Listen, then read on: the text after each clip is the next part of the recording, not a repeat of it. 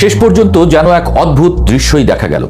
যে আমেরিকাকে এতদিন বিশ্বমঞ্চের অদম্য শক্তি বলে মনে করা হতো, সেই আমেরিকায় যেন এসে দাঁড়ালো এক নীরব স্বীকারোক্তির সামনে। সরাসরি কেউ বলেনি আমরা হেরে গেছি, কিন্তু ডোনাল্ড ট্রাম্পের জাতির উদ্দেশ্যে দেওয়া ভাষণের ভাঁজে ভাঁজে সেই কথাটাই যেন লুকিয়েছিল। ভদ্রলোক মুখে বলছেন জিতেছেন, কিন্তু যুদ্ধের চিন্তায় ঝুলে পড়া চোয়াল বলছে অন্য কথা। শব্দে শব্দে তিনি বিজয়ের মালা গাঁথতে চাইলেন, কিন্তু সেই মালার ফুলগুলো যেন কোথাও একটু শুকনো, কোথাও আবার সুতো ছিঁড়ে ঝুলে পড়ছে। তিনি বললেন লক্ষ্য প্রায় পূরণ, শত্রু দুর্বল, আমেরিকা আগের চেয়ে শক্তিশালী। কিন্তু এই সব কথার মাঝেই এমন এক শূন্যতা রয়ে গেল, যেটা ঢাকার মতো কোনো বাক্য তার কাছে ছিল না। কারণ বিজয়ের গল্পে সাধারণত একটা স্পষ্ট শেষ থাকে, এখানে সেই শেষটি নেই, আছে শুধু আরো কিছুদিন চালিয়ে যাওয়ার কথা। দেখলে মনে হয় তিনি যেন এক ছাত্র পরীক্ষার খাতা জমা দিয়ে বাইরে এসে বলছেন খুব ভালো হয়েছে পরীক্ষা, অথচ নিজের মনেই জানে কিছু প্রশ্ন ফাঁকা রয়ে গেছে। এই ভাষণের ভেতর দিয়ে আসলে যে সত্যটা ধরা পড়ে তা হলো আমেরিকা যুদ্ধটা জেতেনি, আবার সহজে হার মেনেও নেয়নি, বরং এমন এক অবস্থায় এসে দাঁড়িয়েছে যেখানে পিছু হটা ছাড়া আর কোনো সম্মানজনক পথ চোখে পড়ছে না। আর সেই পিছু হটার কথাটাকে ঢাকতেই এত শব্দ, এত ঘোষণা, এত আত্মবিশ্বাসের অভিনয়। সব মিলিয়ে ট্রাম্পের এই ভাষণটা এক অদ্ভুত কাব্য, যেখানে শব্দগুলো বিজয়ের, কিন্তু অর্থটা পরাজয়ের দিকে ঝুঁকে আছে। রাজনীতি বড় বিচিত্র বস্তু, এখানে কখনো কখনো যুদ্ধক্ষেত্রে কি ঘটছে তার চেয়ে বেশি গুরুত্বপূর্ণ হয়ে ওঠে কে কিভাবে গল্পটা বলছে। আর সেই গল্প বলার শিল্পে নিঃসন্দেহে একজন সিদ্ধহস্ত কারিগর ডোনাল্ড ট্রাম্প। তিনি জানেন কিভাবে পরাজয়ের ধুলো ঝেড়ে সেটাকে বিজয়ের মুকুটে রূপ দিতে হয়। কিন্তু সমস্যা হলো মুকুটটা যদি কাগজের হয়, তবে একটু বৃষ্টিতেই তার আসল রূপ বেরিয়ে পড়ে। ইরান যুদ্ধের 1 মাস পূর্তি উপলক্ষে দেওয়া তার ভাষণটি ঠিক সেরকমই এক নাটকীয় উপস্থাপনা। শুরুতেই তিনি চলে গেলেন মহাকাশে নাসার আর্টেমিস মিশনের ক্রুদের অভিনন্দন জানাতে, যেন পৃথিবীর জটিল বাস্তবতা থেকে মন সরিয়ে এক ধরনের কল্পনার জগতে নিয়ে যেতে চান শ্রোতাদের। কিন্তু সমস্যা হলো আমেরিকান জনগণ তখন চাঁদের দিকে তাকিয়ে নেই, তারা তাকিয়ে আছে গ্যাস স্টেশনের দিকে যেখানে দাম বাড়ছে, আর তাকিয়ে আছে পারস্য উপসাগরের দিকে যেখানে যুদ্ধের আগুন থামার কোনো লক্ষণ নেই। ভাষণের দ্বিতীয় পর্বেই তিনি যেন এক নিঃশ্বাসে ইরানকে শেষ করে ফেললেন। তার দাবি ইরানের নৌবাহিনী নেই, বিমান বাহিনী ধ্বংস, নেতারা মৃত, ক্ষেপণাস্ত্র সক্ষমতা ভেঙে পড়েছে। শুনতে মনে হয় যেন যুদ্ধ শেষ, এখন শুধু বিজয় মিছিল বাকি। কিন্তু বাস্তবতা একটু অন্যরকম, কারণ একই সময়ে হরমুজ প্রণালী কার্যত অচল হয়ে আছে। আমেরিকার জাহাজ চলাচল বন্ধ, আর বিশ্ববাজারে তেলের দাম হুহু করে বাড়ছে। যুদ্ধ যদি সত্যিই শেষের পথে থাকে, তাহলে বাজার কেন ভয় পাচ্ছে? এখানেই আসল দ্বন্দ্ব। ভাষণে এক ছবি, বাস্তবে আর এক। ট্রাম্প বললেন আমেরিকা জিতছে আগের যে কোনো সময়ের চেয়ে বড়ভাবে, কিন্তু পরিস্থিতি বলছে ভিন্ন কথা। কারণ যুদ্ধক্ষেত্রে এখনো প্রতিদিনই পাল্টাপাল্টি হামলা চলছে। ইসরায়েল এখনো ইরানের ড্রোন ও ক্ষেপণাস্ত্রের মুখে, আর ইরানও প্রতিদিন ইসরায়েলের আক্রমণের শিকার হচ্ছে। তাহলে প্রশ্নটা স্বাভাবিক, যদি সব শেষ হয় তাহলে যুদ্ধ চলছে কেন? এই ভাষণের সবচেয়ে বড় বৈশিষ্ট্য হলো যা বলা হয়েছে তার চেয়েও বেশি গুরুত্বপূর্ণ যা বলা হয়নি। ট্রাম্প দীর্ঘ 19 মিনিট কথা বললেন, কিন্তু তিনি একবারও স্পষ্ট করে বললেন না এই যুদ্ধের শেষ কোথায়, বিজয়ের সংজ্ঞাটা কি। রাজনীতিতে অনেক সময় লক্ষ্য নির্ধারণটাই সবচেয়ে গুরুত্বপূর্ণ, কিন্তু এখানে সেই লক্ষ্যটাই কুয়াশার মধ্যে ঢাকা। তিনি বলছেন মূল কৌশলগত লক্ষ্যগুলো প্রায় পূরণ হয়ে গেছে, কিন্তু সেই লক্ষ্যগুলো আসলে কি ছিল? ইরানের শাসন ব্যবস্থা বদলানো, পারমাণবিক কর্মসূচি থামানো, নাকি শুধু সামরিক শক্তি দুর্বল করা? এর কোনো স্পষ্ট উত্তর নেই। কথা শুনে মনে হচ্ছে আমেরিকা নিজেই জানে না ঠিক কি কারণে ইরানে হামলা করেছিল। এখানে বিশ্লেষকরা বিভ্রান্ত, এমনকি সাবেক উপদেষ্টারাও বলছেন এই ভাষণ আমেরিকানদের আরো বেশি বিভ্রান্ত করেছে। অর্থাৎ যুদ্ধের চেয়ে বড় সমস্যা হয়ে দাঁড়িয়েছে যুদ্ধটা আসলে কেন চলছে, কেন সারা দুনিয়ার মানুষ দাম চুকাচ্ছে, সেটাই কেউ জানে না। আরেকটি গুরুত্বপূর্ণ দিক হলো হরমুজ প্রণালী। বিশ্ব অর্থনীতির ধমনী বলা যায় এই জলপথকে, কিন্তু ট্রাম্প এই বিষয়ে কোনো স্পষ্ট রোডম্যাপ দেননি, বরং তিনি এক অদ্ভুত অবস্থান নিয়েছেন। একদিকে ইরানকে চাপ দিচ্ছেন প্রণালী খুলতে, অন্যদিকে মিত্র দেশগুলোকে বলছেন তোমরা গিয়ে দখল করো। এটা অনেকটা সেই পাবলিক বিশ্ববিদ্যালয়ের শিক্ষকের মতো, যিনি নিজে ক্লাস নেবেন না, কিন্তু ছাত্রদের বলবেন তোমরাই পড়াশোনা করে পরীক্ষা দাও। এখানে স্পষ্ট হয়ে ওঠে আমেরিকা নিজেই সেই সংকট থেকে বের হওয়ার পথ খুঁজে পাচ্ছে না। ট্রাম্প আবার দাবি করলেন আমেরিকার বিদেশি তেলের দরকার নেই, তিনি বললেন, যুক্তরাষ্ট্র বিশ্বের 1 নম্বর তেল ও গ্যাস উৎপাদক। কিন্তু বাস্তবতা হলো, বৈশ্বিক বাজার একে অপরের সঙ্গে এতটাই জড়িত যে হরমুজ বন্ধ হলে আমেরিকা চাইলেও সম্পূর্ণ বিচ্ছিন্ন থাকতে পারে না। তেলের দাম বাড়লে তার প্রভাব আমেরিকার ভেতরেও পড়ে। পেট্রোলের দাম বাড়ে, ভোটার অসন্তুষ্ট হয়, আর সেই অসন্তুষ্টি গিয়ে পড়ে নির্বাচনের বাক্সে। এই প্রেক্ষাপটে ট্রাম্পের ভাষণের আরেকটি দিক খুব গুরুত্বপূর্ণ। তিনি এই যুদ্ধকে ভবিষ্যতের জন্য বিনিয়োগ বলে আখ্যা দিয়েছেন। ইতিহাসে এই বাক্য নতুন না। ইরাক যুদ্ধের সময়ও একই কথা বলা হয়েছিল, আফগানিস্তান যুদ্ধের সময়ও। কিন্তু সময় প্রমাণ করেছে সব বিনিয়োগ লাভ দেয় না, কিছু বিনিয়োগ ক্ষতির খাতায় চলে যায়। আর এখন প্রশ্ন উঠেছে, এই যুদ্ধ কোন খাতায় যাবে? ভাষণের আরেকটি সূক্ষ্ম দিক হলো তার সময়সীমা নির্ধারণ। তিনি বলছেন আরো 2 থেকে 3 সপ্তাহ, কিন্তু এই সময়সীমা বাস্তবে কতটা কার্যকর? বেনিয়ামিন নেতানিয়াহু কি সেই সময়সীমা মানবেন? ইরান কি সেই অনুযায়ী থামবে? এখানে আবার সেই পুরনো সমস্যা, একটি যুদ্ধ কিন্তু একাধিক পক্ষ এবং প্রত্যেকের লক্ষ্য আলাদা আলাদা। ট্রাম্প তার ভাষণে কাসেম সোলাইমানির প্রসঙ্গ টেনে আনলেন, যেন অতীতের একটি সফল অভিযানকে সামনে এনে বর্তমানের ব্যর্থতাকে ঢাকার চেষ্টা। কিন্তু ইতিহাসের পুরনো অধ্যায় দিয়ে নতুন সমস্যার সমাধান হয় না। সবচেয়ে গুরুত্বপূর্ণ প্রশ্নটি আসে স্থলবাহিনী নিয়ে।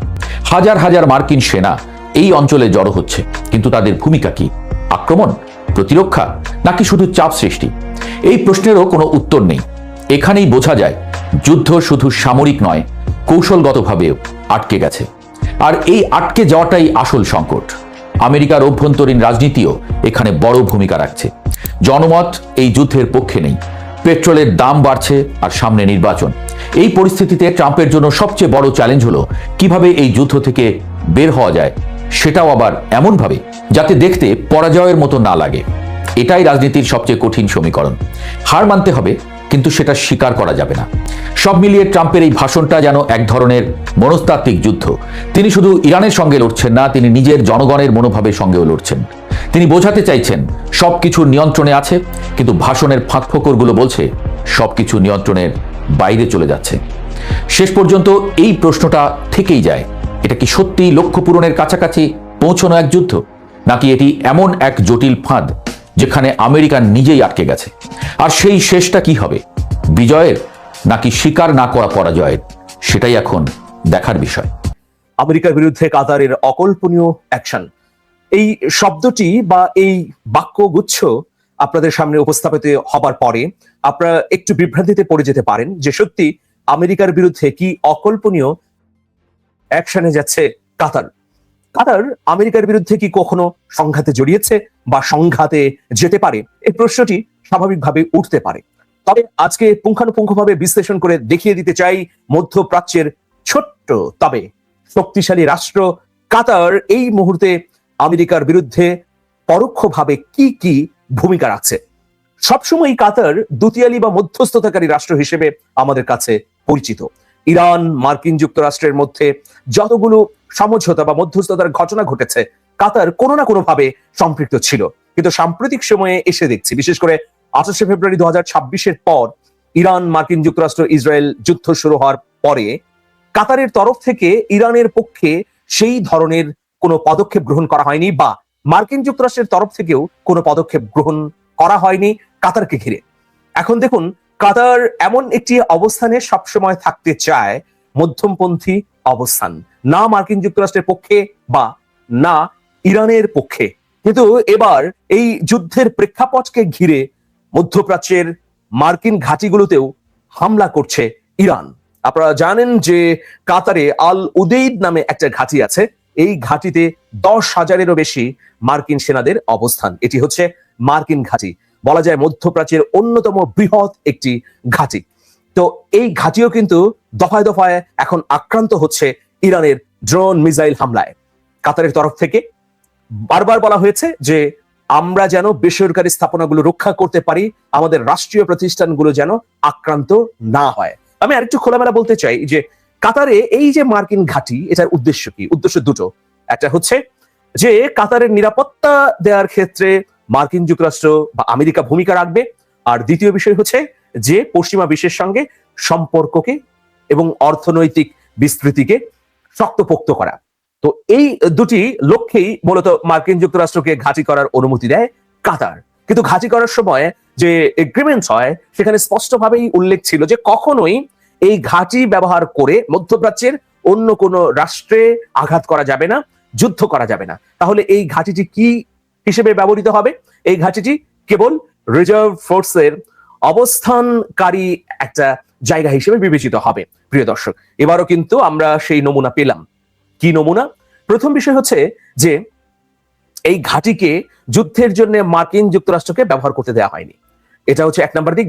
দ্বিতীয় নম্বর বিষয় হচ্ছে যে ইরান বারবার এই আল উদেইদ ঘাঁটিকে লক্ষ্যবস্তুতে পরিণত করলেও এখন পর্যন্ত কিন্তু ইরানের বিরুদ্ধে প্রত্যাঘাত করেনি কাতার। তাহলে কেন করলো না? কারণ ইরান ইতিমধ্যে স্পষ্টভাবে জানিয়েছে যে তারা সরকারি বা বেসরকারি বা সাধারণ জনগণের কোনো প্রতিষ্ঠান বা ব্যক্তি মালিকানাধীন স্থাপনাগুলোর প্রতি লক্ষ্যবস্তু করবে না। তারা কেবলমাত্র কাতারে থাকা মার্কিন যুক্তরাষ্ট্রের যে সেনাঘাঁটি সেগুলোতে আক্রমণ করবে, সেগুলোকে ধ্বংস করবে। এক্ষেত্রে মধ্যমপন্থী অবস্থানেই আছে কাতার। তো প্রিয় দর্শক, আপনারা জানেন যে কাতারের সঙ্গে খুবই চমৎকার সম্পর্ক রয়েছে তুরস্কের। তুরস্কের প্রেসিডেন্ট রিসেপ তাইপ এরদোয়ানকে বড় ভাই মনে করেন কাতারের আমির আল থানি। তো এইরকম প্রেক্ষাপটে একটি খবর আমাদের কাছে সামনে এসেছে যে গত এক মাসেরও বেশি সময় ধরে চলা এই যুদ্ধে কাতার এটা স্পষ্টভাবে উপলব্ধি করেছে যে মার্কিন যুক্তরাষ্ট্র মধ্যপ্রাচ্যে আর কোন রাষ্ট্রকে নিরাপত্তা দেওয়ার জন্য সক্ষম নয়। ফলে মধ্যপ্রাচ্যের নিরাপত্তা ব্যবস্থা নির্বিঘ্ন এবং নিশ্চিত করতে মধ্যপ্রাচ্যের রাষ্ট্রগুলোকেই এগিয়ে আসতে হবে। এই জন্য কাতারের আমির ইতোমধ্যে তুরস্কের প্রেসিডেন্ট রিসেপ তাইপ এরদোয়ানের সঙ্গে এই বিষয়ে দফায় দফায় ফোন আলাপ এবং বার্তা পাঠিয়ে আলোচনা করেছেন। কি আলোচনা? যে মধ্যপ্রাচ্য থেকে যেন মার্কিন আধিপত্য কমে, পাশাপাশি মধ্যপ্রাচ্যের শক্তিশালী রাষ্ট্রগুলো যেন এক মঞ্চে আসতে পারে। কাতারের দৃষ্টিতে মধ্যপ্রাচ্যের শক্তিশালী রাষ্ট্রকে, ধরুন তুরস্ক, ধরুন ইরান। কাতারের আমির মূলত এটাই বুঝিয়েছেন যে ইরানের সঙ্গে যেন সম্পর্কের অবনতি না হয়, বরং সম্পর্ককে আরো কিভাবে উষ্ণ করা যায়। কারণ তুরস্কের প্রেসিডেন্ট রিসেপ তাইপ এরদোয়ানকে অভিভাবকই মনে করেন কাতারের আমির। ইতিমধ্যে অনেকবার তিনি এই মন্তব্য করেছেন যে আমার বড় ভাই হচ্ছেন এরদোয়ান। ফলে গত এক যুগে কাতার এবং তুরস্কের মধ্যে ব্যাপকভাবে বাণিজ্যিক সম্পর্ক, অর্থনৈতিক সম্পর্ক, পাশাপাশি সামরিক সম্পর্কও বৃদ্ধি পেয়েছে। এর মূল লক্ষ্য হচ্ছে মার্কিন আধিপত্য কাতারে কমানো, মার্কিন আধিপত্য কমিয়ে মধ্যপ্রাচ্যের বা বন্ধুপ্রতিম মুসলিম রাষ্ট্রগুলোর সঙ্গে সম্পর্ক বাড়ানো। সে কারণেই কাতারের আমির এখন থার্ড লাইনে চিন্তা করছেন যে ইরানের সঙ্গে সম্পর্ক আরো উষ্ণ করা। দেখুন, মধ্যপ্রাচ্যের অন্য প্রভাবশালী দুই রাষ্ট্র আরব, সৌদি আরব এবং সংযুক্ত আরব আমিরাত কিন্তু একটা নীতিতে অ্যালাইন করা, মানে সৌদি আরব যা ভাবে সংযুক্ত আরব আমিরাত কেবল তা অনুসরণ করে। কাতার কিন্তু এক্ষেত্রে ভিন্ন। 2016 সাল থেকে কাতারের সঙ্গে সৌদি আরবের ভয়াবহ সম্পর্কের অবনতি ঘটে। এর আগে থেকেই আস্তে আস্তে সম্পর্ক নাজুক হতে থাকে। 16 সালে এসে সেই রূপটা আমরা ভয়াবহভাবে দেখতে পাই। কিন্তু এর 3 বছর পর, মানে 19 সাল থেকে আবার কাতারের আমির রিসেপ তাইপ এরদোয়ানের সঙ্গে বৈঠক করেন। এরদোয়ানের মধ্যস্থতায় সৌদি আরবের সঙ্গে কাতারের সম্পর্ক উষ্ণ হওয়া শুরু করে। কিন্তু কাতার কখনোই সৌদি আরবের নীতি অনুসরণ করে না, বরং সৌদি আরব যে চিন্তা করে সেই চিন্তার ভিন্ন বলয়ে সবসময় অবস্থান করে। তার মানে হিসেব নিকেশ পরিষ্কার যে সৌদি আরব যেখানে মার্কিন যুক্তরাষ্ট্রের পদলেহন করছে, কাতার সেখানে স্বতন্ত্রভাবে মধ্যপ্রাচ্যে মাথা উঁচু করে শক্তিশালী রাষ্ট্র হিসেবে দাঁড়াবার জন্য চেষ্টা করছে এবং সফল হয়েছে।